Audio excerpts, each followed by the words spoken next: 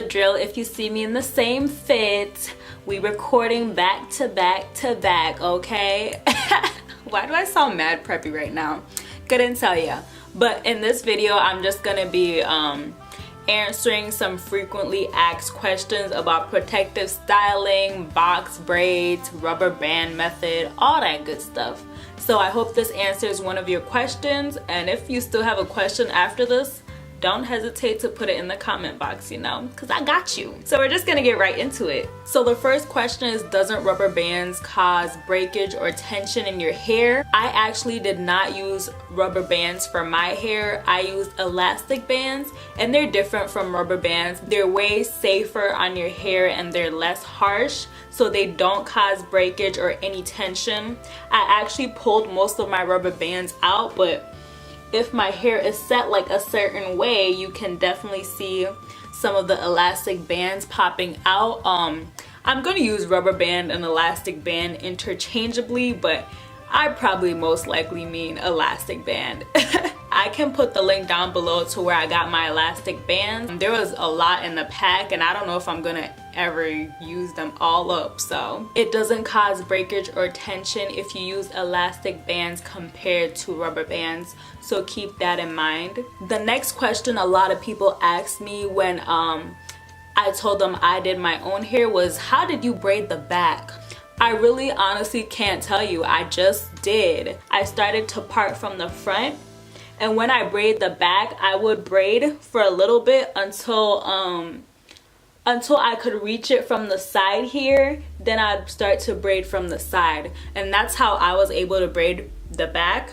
Everyone has a different method, but that's just what worked for me. I've also seen people or heard people ask, what happens if the rubber band or elastic band in this case breaks?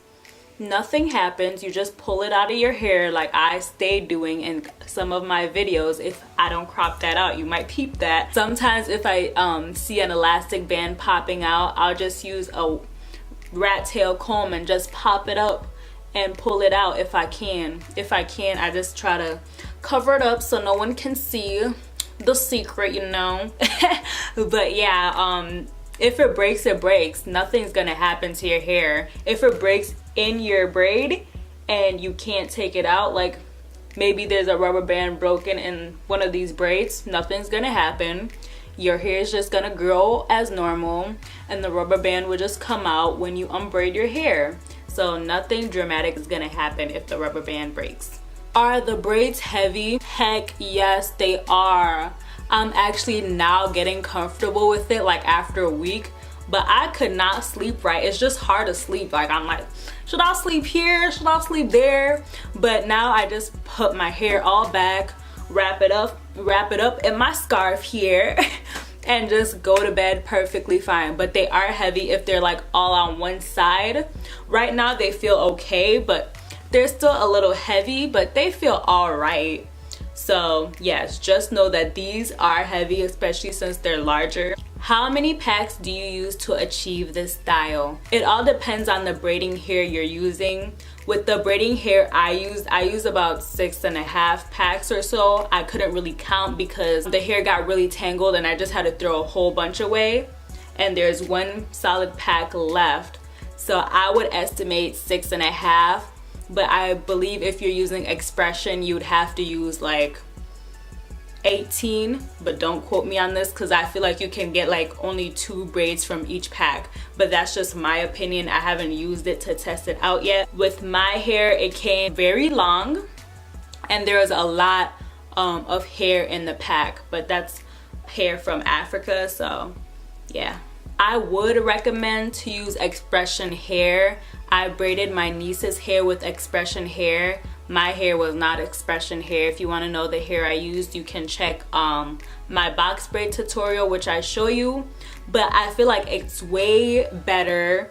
It's less tangly and it's just more convenient. So, but it is a little pricey, which I don't like. So if anyone has like a off-brand of expression that doesn't tangle, let me know in the comment box. Do you need to stretch out your hair before you braid it? I have 4C hair and I was not about to stretch anything out because I did not have time. I was already tired. I just really wasn't about stretching my hair out. You could stretch it out if you want to. I feel like your roots might look a little bit neater, but to me, I really didn't care.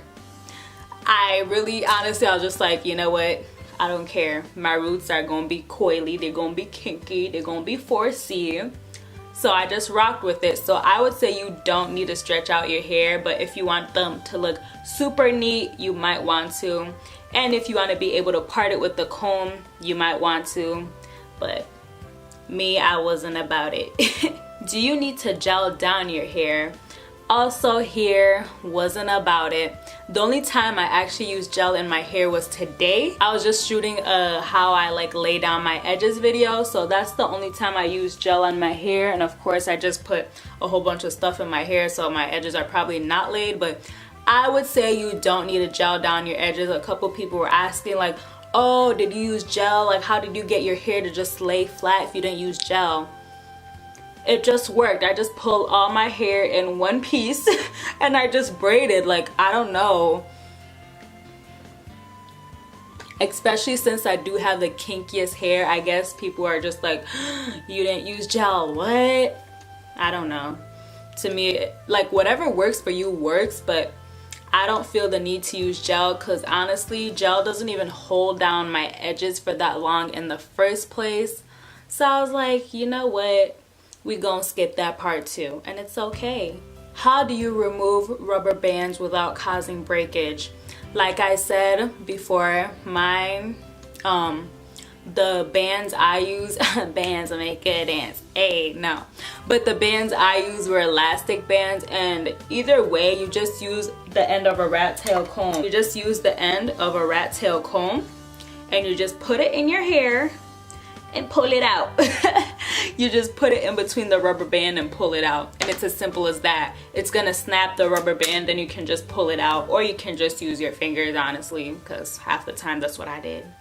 Nothing happened to my hair. Last but not the least is, how do you maintain your hair under a protective style? I actually just filmed a video on this, and this will be up before this video, so you can check that video out on how I maintain my hair under box braids or any protective style. In this case, it works the same way. LOC, all day, every day. Yeah, I haven't actually moisturized my hair in a while.